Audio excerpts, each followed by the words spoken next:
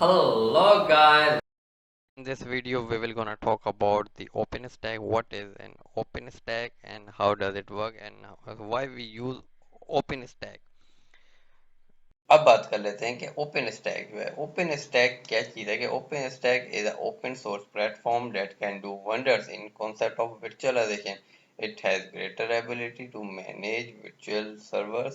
OpenStack has different components like Neutron and Neutron for its networking stack service. हम अगर हम कोई भी नेटवर्किंग सर्विसेज इस्तेमाल कर रहे हैं, अगर हम कोई भी नेटवर्किंग सर्विस इस्तेमाल कर रहे हैं, हम अपने कोई भी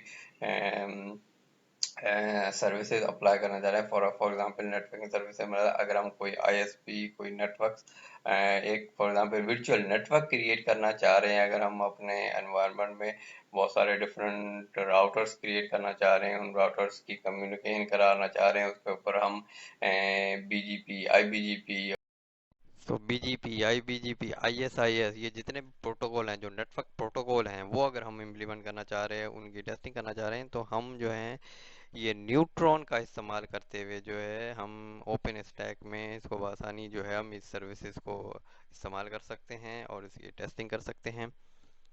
ओपन स्टैक जो है ओपन सोर्स प्लेटफॉर्म है। मेनली जो है आपको इसके लिए कोई लाइसेंस की जरूरत नहीं होती, आप इसको डिफरेंट अपने अपने होम एनवायरनमेंट में भी आप इसको इम्प्लीमेंट कर सकते हैं। Hope you guys like this video. So if you like this video, so please give the thumbs up. See you in the next video.